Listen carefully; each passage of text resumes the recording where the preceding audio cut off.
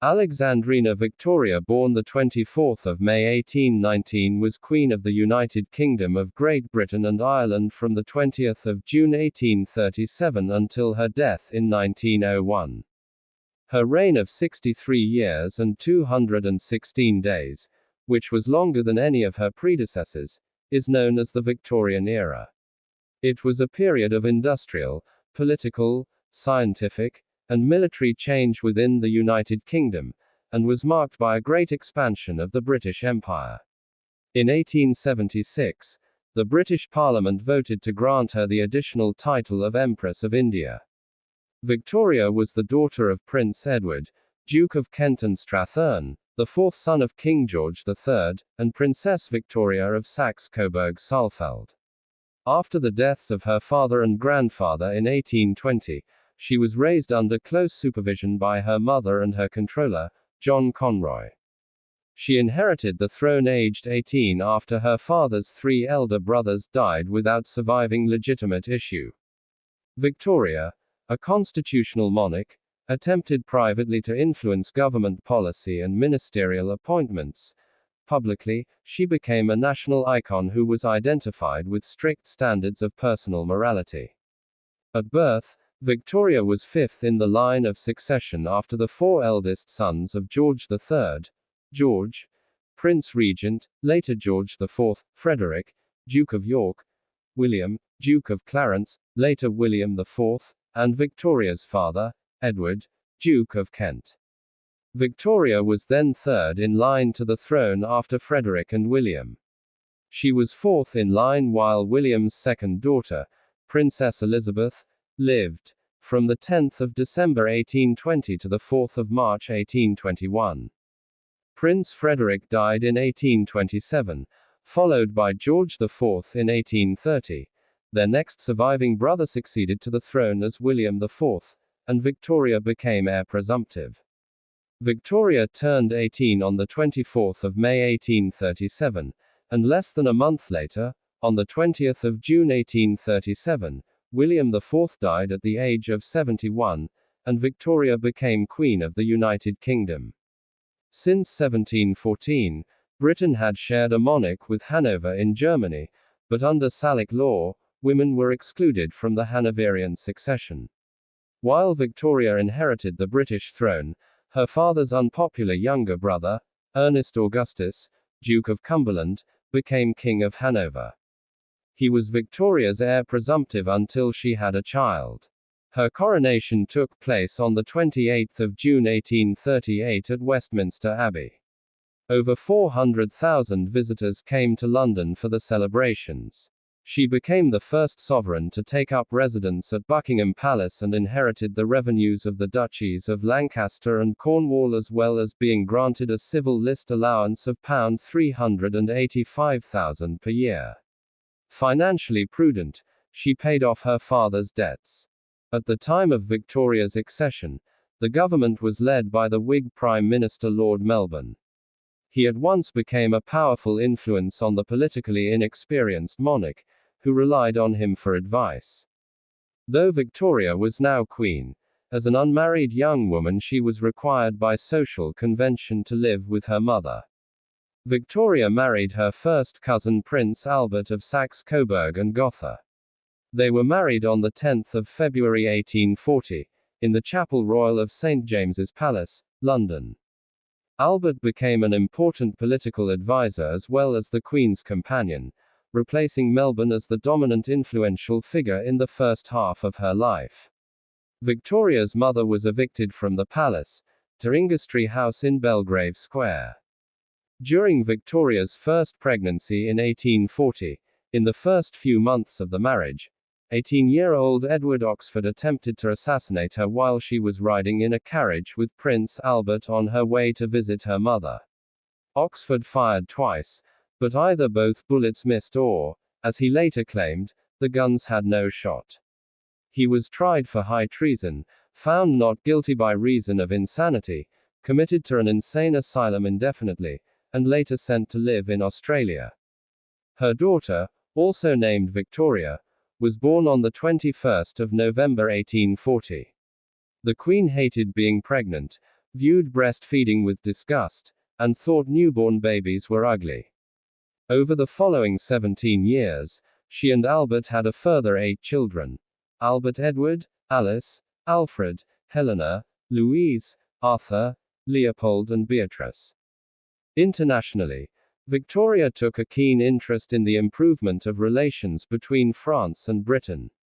She made and hosted several visits between the British royal family and the House of Orleans, who were related by marriage through the Coburgs. In 1843 and 1845, she and Albert stayed with King Louis-Philippe I at Château d'Eu in Normandy. She was the first British or English monarch to visit a French monarch since the meeting of Henry VIII of England and Francis I of France on the Field of the Cloth of Gold in 1520. When Louis-Philippe made a reciprocal trip in 1844, he became the first French king to visit a British sovereign. Louis-Philippe was deposed in the revolutions of 1848, and fled to exile in England. At the height of a revolutionary scare in the United Kingdom in April 1848, Victoria and her family left London for the greater safety of Osborne House, a private estate on the Isle of Wight that they had purchased in 1845 and redeveloped. Napoleon III, Britain's closest ally as a result of the Crimean War, visited London in April 1855, and from 17 to the 28th of August the same year Victoria and Albert returned the visit. Napoleon III met the couple at Boulogne and accompanied them to Paris. This marked the first time that a reigning British monarch had been to Paris in over 400 years. On the 14th of January 1858, an Italian refugee from Britain called Felice Orsini attempted to assassinate Napoleon III with a bomb made in England. 11 days after Orsini's assassination attempt in France, Victoria's eldest daughter married Prince Frederick William of Prussia in London. The Queen and Albert hoped that the daughter and son-in-law would be a liberalizing influence in the enlarging Prussian state. The Queen felt, sick at heart, to see her daughter leave England for Germany. Almost exactly a year later, the princess gave birth to the Queen's first grandchild, Wilhelm, who would become the last German emperor. In March 1861, Victoria's mother died, with Victoria at her side. Through reading her mother's papers, Victoria discovered that her mother had loved her deeply. She avoided public appearances and rarely set foot in London in the following years. Her seclusion earned her the nickname, Widow of Windsor. Her weight increased through comfort eating, which reinforced her aversion to public appearances. Through the 1860s, Victoria relied increasingly on a manservant from Scotland, John Brown. Rumors of a romantic connection and even a secret marriage appeared in print, and some referred to the Queen as Mrs. Brown. In 1866, Victoria attended the state opening of Parliament for the first time since Albert's death. The following year she supported the passing of the Reform Act 1867, which doubled the electorate by extending the franchise to many urban working men. In late November 1871, at the height of the Republican movement, the Prince of Wales contracted typhoid fever, the disease that was believed to have killed his father, and Victoria was fearful her son would die. As the 10th anniversary of her husband's death approached, her son's condition grew no better, and Victoria's distress continued. To general rejoicing, he recovered. Mother and son attended a public parade through London and a grand service of thanksgiving in St. Paul's Cathedral on the 27th of February 1872, and Republican feeling subsided. On the 14th of December 1878, the anniversary of Albert's death, Victoria's second daughter Alice, who had married Louis of Hesse, died of diphtheria in Darmstadt. Victoria noted the coincidence of the dates as almost incredible and most mysterious. In May 1879, she became a great-grandmother, on the birth of Princess Feodora of Saxe-Meiningen, and passed her, poor old 60th birthday. She felt aged by the loss of my beloved child.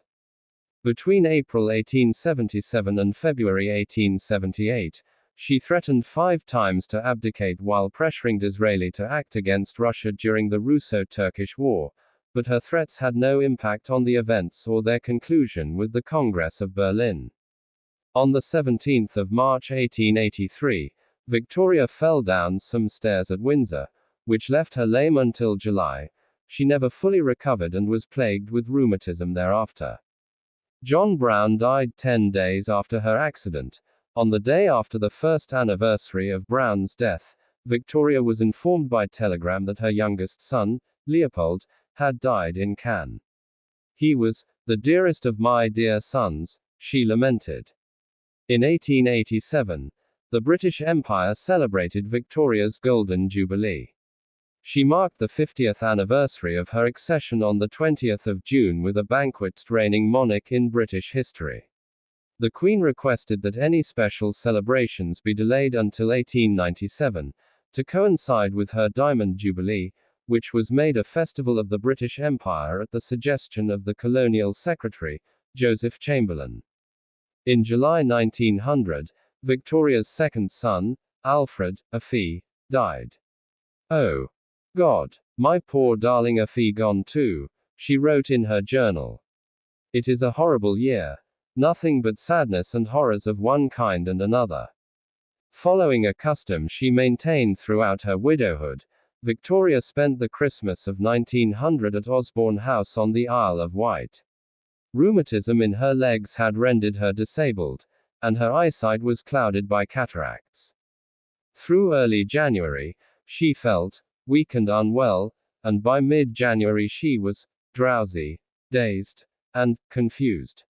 She died aged 81 on the 22nd of January 1901, at 6:30 in the evening, in the presence of her eldest son, Albert Edward, and grandson Wilhelm II. Albert Edward immediately succeeded as Edward VII. In 1897, Victoria had written instructions for her funeral, which was to be military as befitting a soldier's daughter and the head of the army, and white instead of black. On the 25th of January, Edward VII and Wilhelm II, together with Prince Arthur, helped lift her body into the coffin. She was dressed in a white dress and her wedding veil. Her funeral was held on Saturday the 2nd of February, in St. George's Chapel, Windsor Castle, and after 2 days of lying in state, she was interred beside Prince Albert in the Royal Mausoleum, Frogmore, at Windsor Great Park. With a reign of 63 years, 7 months, and 2 days, Victoria was the longest reigning British monarch and the longest reigning queen regnant in world history, until her great-great-granddaughter Elizabeth II surpassed her on the 9th of September 2015. She was the last monarch of Britain from the House of Hanover. Her son Edward VII belonged to her husband's House of Saxe-Coburg and Gotha. Thanks for watching. Subscribe my channel for the more videos.